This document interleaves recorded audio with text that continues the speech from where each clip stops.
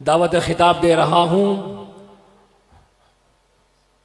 वतन अजीज़ के मारूफ आलिम दीन मुनाज़िर इस्लाम उस्ताज़ुल उलमा हज़रत मौलाना मुफ्ती रिज़वान अज़ीज़ साहब दामत बरकातुहुम बानी व मोहतमीम दारुल उलूम ख़त्म नबूवत आरिफ वाला।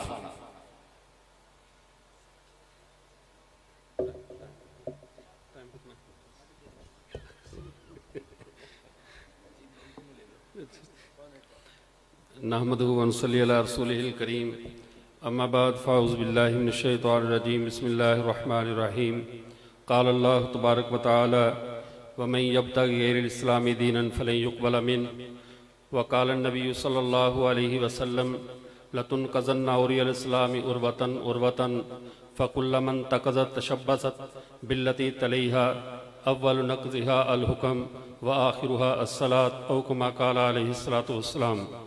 मेरे वाजिबुल एहतराम मुअज़्ज़ज़ सामीन निज़ाम, आज की इस मुबारक मजलिस में जबकि काफ़ी हिस्सा गुज़र चुका, ख़त्म नबूवत के अक़ीदे के हवाले से हमारे हज़रात ने बहुत कुछ आप हज़रात के सामने बयान किया, लेकिन इस वक्त जो हमारे सामने दुश्मन हर तरफ से हमला आवर है और उम्मत मुसलमा की वहदत और प्यारे पैगंबर से निस्बत को तोड़ने के लिए हर मुमकिना कोशिश कर रहा है, तो मैं आज के हमारे उन नौजवानों के लिए जो सोशल मीडिया के जंगल में बग़ैर कुछ ज़्यादा राह रख कर खामखा इन शयातीन और इन भेड़ियों से उलझ रहे हैं और अपने ईमान का तमाशा बना रहे हैं, मैं उनके लिए कुछ मारूज़ात पेश करना चाहता हूँ। इस बात को समझ लीजिए, हम बहसीयत मुसलमान प्यारे पैगंबर सल्लल्लाहु अलैहि वसल्लम ने हमारी जो बका और हमारी हिफाजत का ज़रिया बयान फरमाया, दो चीज़ें इरशाद फरमाया इस उम्मत के अंदर इस्लाम की एक एक कड़ी को तोड़ा जाएगा। सबसे पहले जिस कड़ी पर हमला किया जाएगा वह मुसलमानों का निज़ाम सियासत और निज़ाम हुकूमत है। इस्लाम की हुकूमत और सियासत क्या है, वो जनाब नबी करीम सल्लल्लाहु अलैहि वसल्लम ने इरशाद फरमाया कि कद कानत बनु इसराइल तसूसुहुमुल अंबिया कुल्लमा हलक नबियुन खलफहु नबी वाना खातमुन नबिय्यीन ला नबी अबादी। पिछली उम्मतों की सियासत अंबिया किया करते थे, इस उम्मत की सियासत अकीदा ख़त्म नबूवत करता है। ख़त्म नबूवत का अकीदा उम्मत की वहदत को हमेशा बरकरार रखता है, एक नज़रिए और एक मौक़िफ़ पर इन्हें कायम रखता है। दुश्मन का सबसे बड़ा हमला अकीदा ख़त्म नबूवत पे इसलिए है कि ये इस्लाम के निज़ाम हुकूमत, इस्लाम की सियासत और इस्लाम की क़ुव्वत का नाम है। और पहले नंबर पे जब इस पे हमला होगा तो नबी करीम ने फरमाया अव्वलु नक़ज़िहाल हुक्म, सबसे पहले जो बात टूटेगी, सबसे पहले जो इस्लाम की कड़ी टूटेगी वो अकीदा ख़त्म नबूवत कहिए, रसूलुल्लाह सल्लल्लाहु अलैहि वसल्लम की हाकमाना हैसियत को कहिए, पहले हमारा हुक्म टूटेगा और नमाज पर हमला सबसे आखिर में होगा। अब इन सब बातों को जहन में रखते हुए आप दुश्मन की मौजूदा दौर की चालों को जहन में रखिए। जनाब रसूल करीम सल्लल्लाहु अलैहि वसल्लम चूँकि इस हुक्म के काज़ी उल क़ुज़ात हैं, प्यारे पैगंबर की हैसियत उम्मत में हमेशा के लिए एक काजी की हैसियत रही है और क़यामत की सुबह तक रहेगी। हमारे आपस के लाखों इख्तलाफात जब भी हल होते हैं रसूलुल्लाह की मजलिस में जाके हल होते हैं, तो जब मामला ये है तो दुश्मन ने एक तरीका इख्तियार किया, जो मुनकरीन ख़त्म नबूवत हैं उन्होंने रसूलुल्लाह की ज़ात से हमें तोड़ने की कोशिश की है, और जो मुनकरीन दीगर किस्म के लोग हैं उन्होंने रसूलुल्लाह से निचले जितने भी रिश्ते हैं जो हमें रसूलुल्लाह के करीब करते हैं, कोई बदबख्त हमें पैगंबर के सहाबा से दूर करना चाहता है, कोई पैगंबर के अहले बैत अलैहिमुर रिज़वान के बारे में बदगुमानियां फैलाकर रसूलुल्लाह से हमारी दूरी चाहता है। आप पहले नंबर पे ये जहन में रखिए, चूँकि किल्लत वक़्त का मुझे भी एहसास है, हमारे आलमी मजलिस की तरफ से एक किताब शाये होती है। मैं सोचता था कि अगर हम इस पहलू पे देखें कि हयात अंबिया के मुतल्लिक़ इस पूरी किताब को और उम्मत मुसलमा के इल्मी ज़ख़ीरे को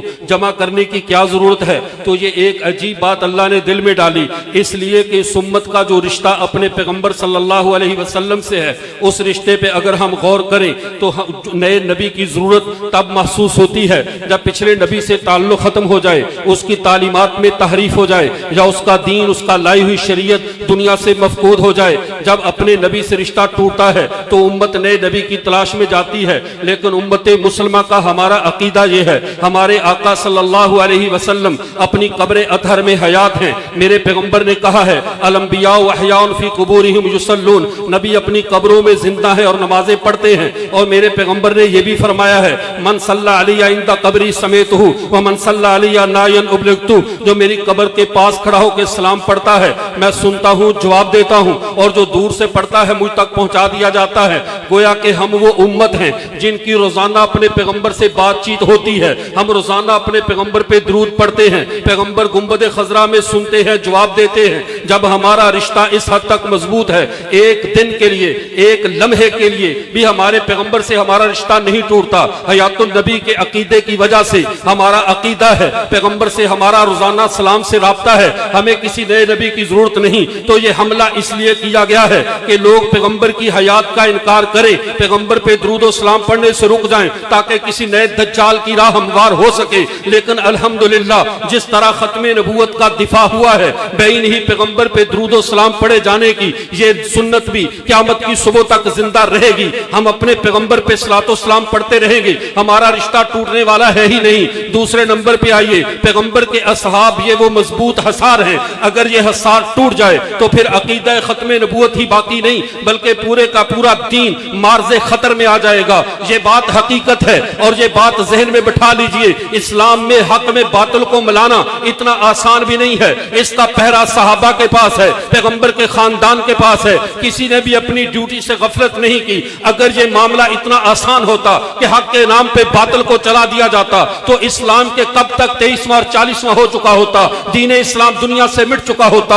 आज अगर इस्लाम जिंदा है तो सिर्फ इस अपनी आलमगीर सच्चाई की वजह से जिंदा है कि सहाबे पैगंबर से लेकर आले बैते रसूल तक, आले बैते रसूल से लेकर उनके नाम लेवाओं और मुहाफ़िज़ों तक इन्होंने मोहम्मद अरबी से जुड़ी हुई किसी चीज के तहफ़्फ़ुज़ में कुताही नहीं की है। न खत्मे नबूवत के अकीदे पे, न अहले बैत की इज्जत और हुर्मत पे हमने किसी चीज पे कोई कंप्रोमाइज नहीं किया। इसकी वजह यह है, हमने कंप्रोमाइज क्यों नहीं किया, हमने किसी बात पे कदम पीछे क्यों नहीं हटाया, ये बात भी समझ लीजिए। चूंकि आप भी जानते हैं, जब दुश्मन की या दो मुल्कों की टीमें आपस में खेल रही हो और जब फाइनल हो, दोनों मुल्कों की तवज्जो अपनी अपनी टीम पे लगी होती है, उसकी पूरी तवज्जो, पूरी तवानाई सर्फ हो रही होती है कि उसमें मुल्क की इज्जत है, मुल्क का वकार है, मुल्क की आबरू का मसला है। मेरे पैगंबर ने हमें बता दिया, अना आखिरुल अंबिया व अंतुम आखिरुल उमम ला नबिय्य बादी वला उम्मत बादकुम, मैं आखिरी नबी हूं, तुम आखिरी उम्मत हो, मेरे बाद नबी कोई नहीं, तुम्हारे बाद उम्मत कोई नहीं। तो सुन लो,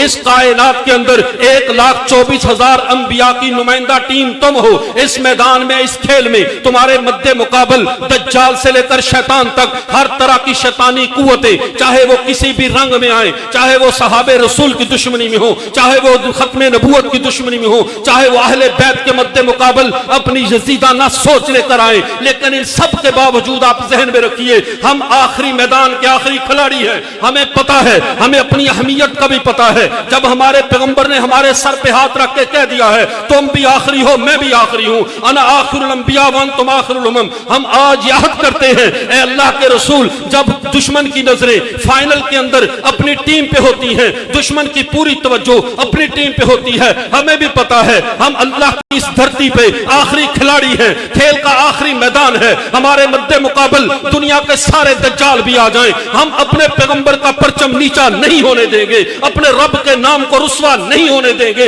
हर हाल में, हर मैदान में हम आखिरी फाइनल जीत के दिखाएंगे। क़यामत की सुबह, क़यामत का जल्जला आकर इस जमीन को तबाह बर्बाद कर सकता है, आसमान के टुकड़े करके गिरा सकता है, लेकिन हमें और हमारे अकीदा खत्मे नबूवत को कभी भी मुतजलजल नहीं कर सकता। हम अपने पैगंबर से इतनी जुड़ी हुई उम्मत है कि कायनात की हर अकाई कई टुकड़ों में बढ़ सकती है, लेकिन हम अपने पैगंबर से राई के दाने बराबर भी जुदा नहीं हो सकते।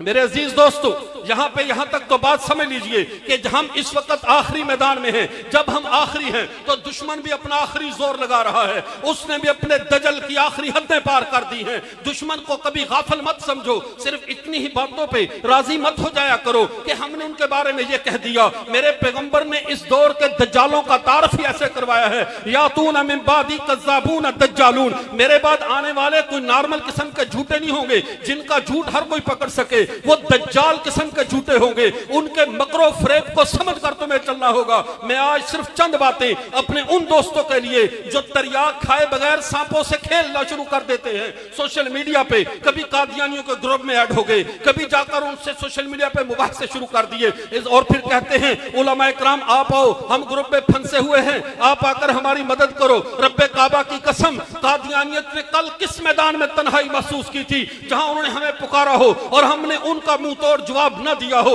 हम आज भी कहते हैं कादियानी बाअसूल तरीके से आए, दुनिया के जिस मैदान में जिस जगह पर गुफ्तगू करना चाहें आए, उसी तरीके पे जो तरीका एक मुतवातर और फितरती तरीका है। अपने उलमा को बुलाएं, अपने मुरब्बियों को बुलाएं, अपने गुरु घंटालों को बुलाएं, जिस जगह चाहें हम आने को तैयार हैं। जिस मैदान में जिस मौजू पे बात करनी है करें, हम हाजिर हैं। लेकिन ये क्या लाइव स्ट्रीम में आ जाओ ताकि जब भी मौलाना बात करने लगे पीछे से आवाज बंद कर दो, उनकी बात कौम तक ना पहुंचे और कादियानी का दजल हर एक की जुबान तक पहुंच जाए। मेरे दोस्तों, कादियानी दजल करते हुए आपसे जब भी बात करते हैं कहते हैं हजरत ईसा अलैहिस्सलाम पे आप हमारे सामने कुरान की आयत पेश कर दो, तो आप आगे जवाब में एक बात जहन में रख लो, कादियानी पहले अपना कुरान पे ईमान तो साबित कर दे। मिर्जा कादियानी ने अपनी किताब इज़ाल-ए-इहाम में लिखा है, कहता है अल्लाह ने कहा है मैं कुरान पाक में 1857 में कुरान पाक आसमान पर उठा लिया जाएगा। कादियानी जब भी कुरान की बात करे उससे एक सवाल कर दो,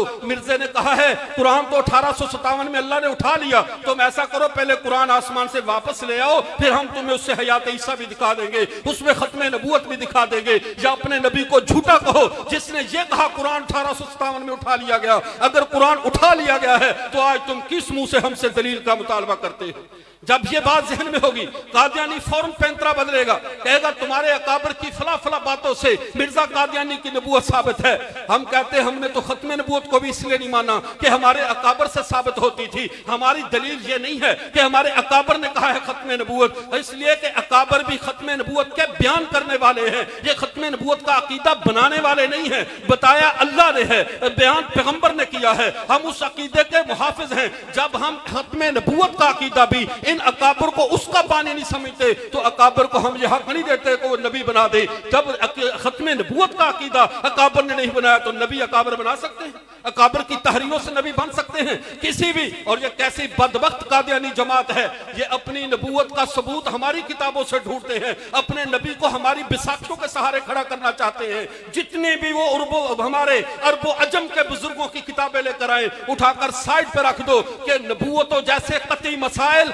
अकवाले अकाबर से साबित नहीं होते। अगर दलील लानी है तो अल्लाह के कुरान से लाओ, लेकिन पहले कुरान आसमान से उतार कर लाओ। उसे 100 साल होने वाला है, वो आसमानों पे है, 100 साल होने वाला है, वो आसमानों पे है। ये उनका अकीदा है। और तीसरी और आखिरी बात ये जहन में रखिए, आप खुदा के लिए जब भी आपका किसी कादियानी से वास्ता हो, जिस मौजू पे आपकी तैयारी नहीं है वो दज्जाल है। मैं ये नहीं कहता उनकी कुव्वत दलील मजबूत है, परले दर्जे की बोगस दलीलें हैं, लेकिन दज्जाल का दजल इतना बड़ा होता है कि मोमन सीधा साधा आदमी होता है। मेरे पैगंबर ने कहा अल मोमिनु गिर्रन करीम, मोमन सीधा साधा होता है, मुनाफिक हिब्बुल लईम, मुनाफिक धोखेबाज कमीना होता है। आप उनके धोखे का सामना नहीं कर सकते। आप हमारे आली मजलिस के या खत्मे नबूवत के महाज पे काम करने वाले दोस्तों से राब्ते में रहे ताकि इन हर दजल का आप जवाब दे सके। और आखिरी बात मैं आपसे यह भी अर्ज करूं, बड़े सांपों को कत्ल कर देना, संपोलों को छोड़ देना ठीक नहीं होता।